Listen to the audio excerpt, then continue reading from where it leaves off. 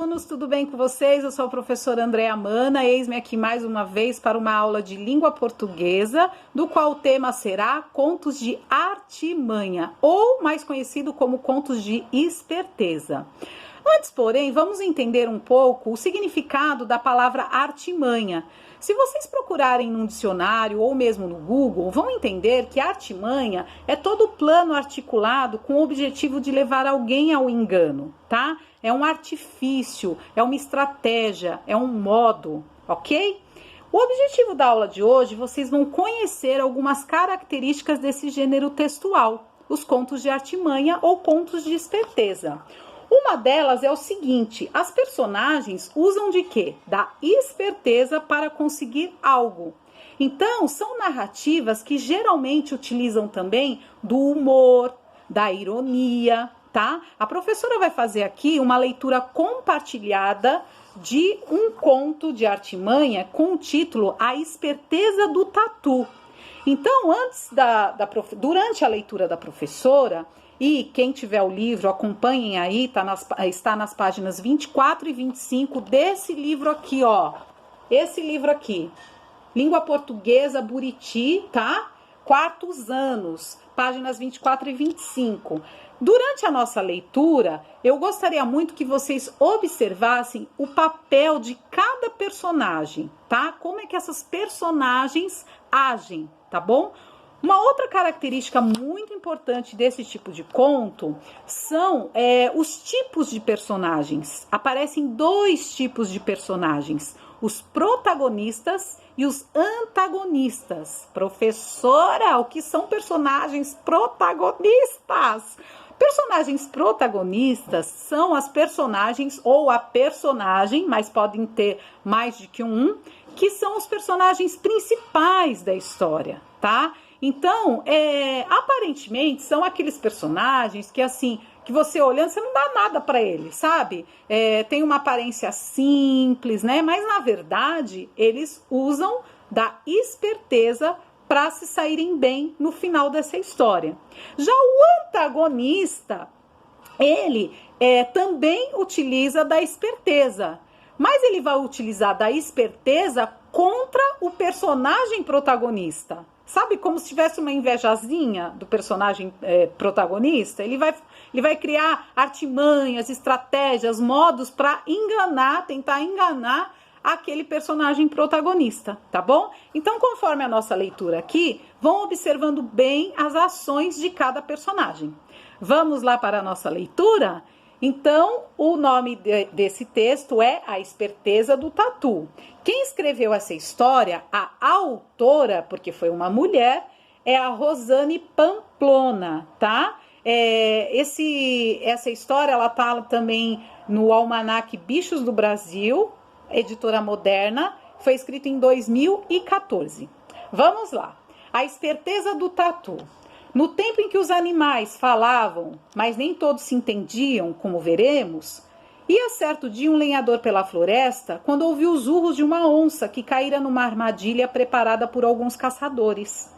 O lenhador se aproximou da armadilha e a onça suplicou-lhe que a tirasse dali. O homem ficou desconfiado. Eu, hein? Você é uma onça, bicho perigoso. Se eu a soltar, depois você vai querer me devorar. Mas a onça jurou por todas as suas pintas que não, imaginem, jamais faria algo contra o seu próprio benfeitor. Se ele a soltasse, ela lhe seria eternamente agradecida, eternamente reconhecida, eternamente sua devedora, e tanto falou que acabou convencendo o homem. Porém, assim que ele a soltou das cordas que a prendiam, a falsa o agarrou. Sinto muito, amigo, mas estou faminta e você será o meu almoço. O quê? Bradou o lenhador. Você promete, jura e ainda me faz uma ingratidão dessas? Ingrato é o ser humano, filosofou a onça. Pois não estraga a floresta que lhe dá a vida? Eu sou apenas uma onça, animal que come carne. Como você sabe, eu estou seguindo os meus instintos. Mas o lenhador argumentou. Naquele caso, quem tinha razão era ele, a ingrata era ela, e já que não chegavam a um acordo, teriam que chamar um juiz para decidir a contenda. A onça concordou. O primeiro a passar ali foi um tatu, logo chamado para intervir na questão e julgar as partes contrárias. O tatu ouviu os argumentos dos dois e depois decidiu. Não posso fazer um julgamento perfeitamente justo se não souber exatamente como é que a onça estava antes de ser solta. Por favor, senhora onça, queira voltar à sua posição na armadilha? A onça, distraída, caiu no logro.